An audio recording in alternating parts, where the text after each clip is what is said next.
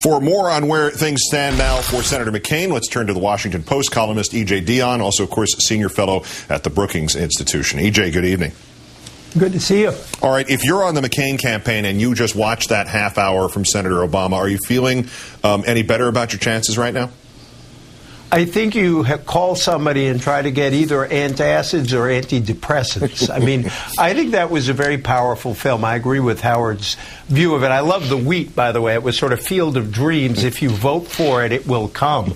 And, you know, what was interesting about that film is, besides all the production values, is that it was both about your interests and your values. And it went back and forth between interests, you know, what's happening to my job, my income, how much I'm paying for stuff, health care. But then it kept coming back to values. He read to his kids. He read all of Harry Potter. I found that interesting. And it was, you know, he's a great father. And so I think going back and forth between the two was helpful. And one small dissent, I don't think that room actually looked like the White House. I had the reaction that they used the dark wood. It looked more like a really nice summer place than the White House to me, because they were trying to avoid that rap that they were already saying he was in the White House. But that's one person's view of that picture. All right, the low-tech, high-tech thing here is sort of underscored, too, by the timing of this, because as this was on, there were running robocalls for Senator McCain in Arizona, and we could talk about robocalls till the end of time and their appropriateness. But how remarkable is it? What does it tell us about the state of this race that McCain is spending money at this late date to defend his own home state? I think that means more antacids and antidepressants. I mean, he clearly has dropped a lot in a lot of places. Now, there's a lot of talk about McCain closing a little bit. It's my impression that if he is closing, he seems to be gaining ground in places where either he can't win or places that he's already won. Arizona has the same character fundamentally as a little bit of New Mexico, a little bit of Colorado, a little bit of Nevada. The Rocky Mountain states have been moving Democratic. Janet Napolitano is the Democratic governor of Arizona.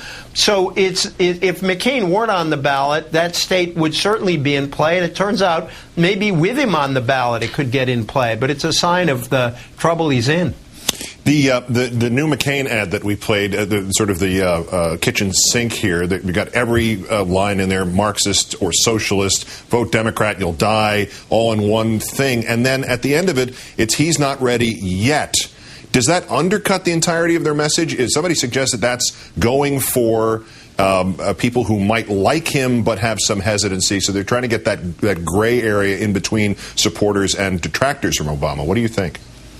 I had exactly the same reaction when I saw that ad tonight. First of all, I'm surprised they also don't say he's a practicing thespian or something. I mean, the yet really jumped out of the screen at you, and it seemed to be saying, well, yeah, you really like the guy. You just saw that really nice ad he had, but he's not ready yet, so you can vote for him some other time.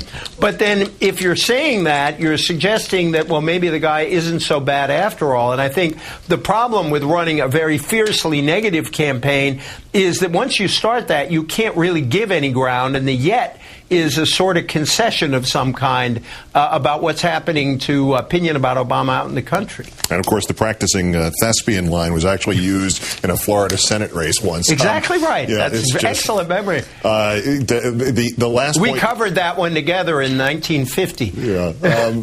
All right. No, we didn't. McCain praised President Bush from the stump in Florida today. Obviously, Jeb Bush was standing next to him. But why 6 days out, when you spent a year trying to distance yourself from George Bush, why do you praise him?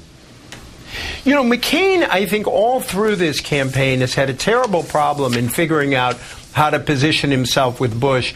I think he made a bad mistake by not really trying to create some real distance much earlier, at the beginning of the summer, late in the primaries, and sticking with it. Because when the president's at 25% or so in the polls, he just isn't going to do you any good. And, you know, knowing the Obama campaign, they'll probably have that moment on the air in an ad in Florida by tomorrow morning. So I don't see how it helps him. Well, maybe Senator McCain can fix that with 5 days to go. E.J. Dionne of the Washington Post and the Brookings Institution and the Florida Senate race of 1950. Many thanks, E.J.